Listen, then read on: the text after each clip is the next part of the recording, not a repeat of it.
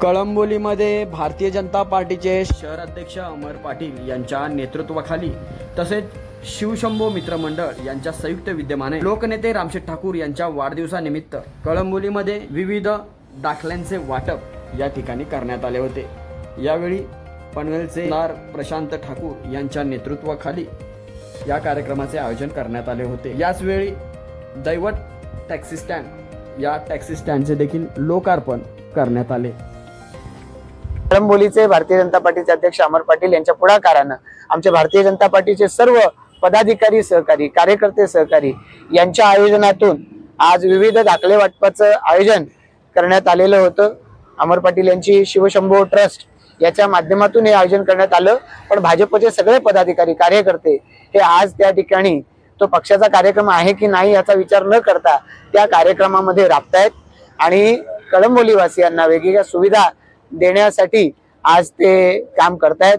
आजच कामोठ्याचे भाजपचे अध्यक्ष विकास घरत यांचा वाढदिवस या निमित्तानं त्यांनी सुद्धा आरोग्य शिबिराचं आयोजन केलंय। महिलांच्या या रोगाच्या विषयीची तपासणी असं आयोजन केलेलं आहे।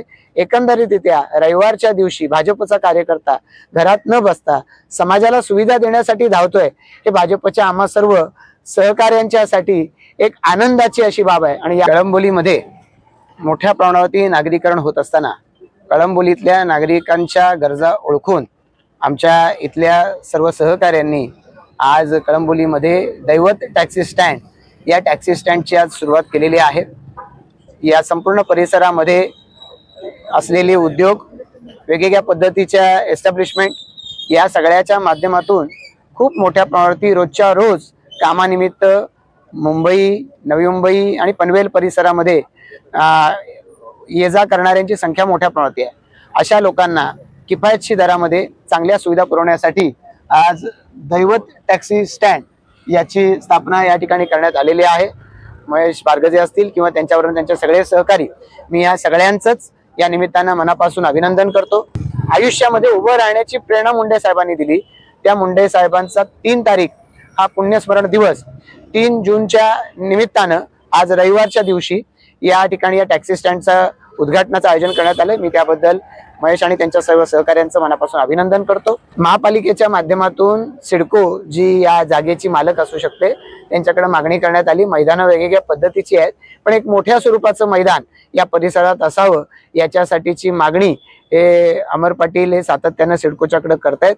लवकरात लवकर सिडकोच्याकडून या संदर्भातला हा भूखंड पदरात मिळावा यासाठीचा आमचा पाठपुरावा सुरू आहे। शैक्षणिक वर्ष नवीन सुरू होताना त्यांची आवश्यकता लक्षात घेऊन पनवेलला जाणं येणं तिथे अधिकारी उपस्थित आहेत नाही आहेत अशा अडचणीतून या सर्वसामान्य तरुणांना, युवकांना, विद्यार्थ्यांना जावं लागतं। या अडचणीचा सामना त्यांना करावा लागू नये म्हणून भाजपचे आमचे पदाधिकारी दरवर्षी या कळंबोलीमध्ये या दाखले वाटप कार्यक्रमाचं आयोजन करतात।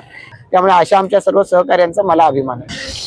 आज भारतीय जनता पार्टीने माझ्यावरती जो विश्वास दाखवला त्याच्यामुळे प्रथमतः मी जे सन्माननीय नेते आमदार प्रशांतदादा ठाकूर, सभागृह नेते परेजी ठाकूर व आमचे आधारस्तंभ लोकनेते रामशेठ ठाकूर साहेब यांच्या वाढदिवसानिमित्त आज जो हा काही दाखले वाटपचा कार्यक्रम ठेवला आहे त्यांची आता 75व्या वर्षामध्ये त्यांनी जो पदार्पण केलं आहे आणि वर्षभरामध्ये त्यांचा अमृत महोत्सव हा साजरा करायचा असं पक्षांनी म्हणजे सर्व नेत्यांनी ठरवलेले आहे। कारण की आमचे पक्षाचे आधारस्तंभ म्हणून रायगड जिल्ह्यामध्ये आमचे लोकनेते रामशेठ ठाकूर साहेब यांना सर्व आमचे जे नेते मंडळी आहेत त्यांना आम्ही अध्यक्षस्थानी व आधारस्तंभ म्हणून आम्ही त्यांना एक पाहत असतो।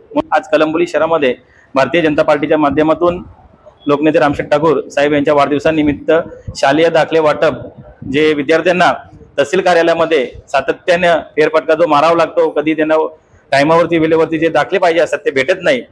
त्यामुळे आज कळंबोली शहरामध्ये आज सुट्टीच्या दिवशी देखील पूर्ण महसूलचा जो स्टाफ आहे त्यांनी आज रविवार असून सुद्धा आज कळंबोली शहरामध्ये जो वेळ दिला मी प्रथमतः त्यांचं नायब तहसीलदार मॅडम यांचं मी मनापासून आभार व्यक्त करतो। उत्पन्नाचा दाखला असेल, नॉन क्रिमिनलचा दाखला असेल, स्थानिक वास्तव्याचा दाखला असेल, जातीचे दाखले, आधार कार्ड, आभा कार्ड, ज्येष्ठ नागरिक कार्ड असे विविध प्रकारचे जे दाखले आहेत आज एक खिडकी योजनेप्रमाणे आज आपण सर्व दाखले एकाच जागी त्यांना उपलब्ध करून पूर्ण तहसील कार्यालयाचा जो स्टाफ आहे तो इथे देत आहे।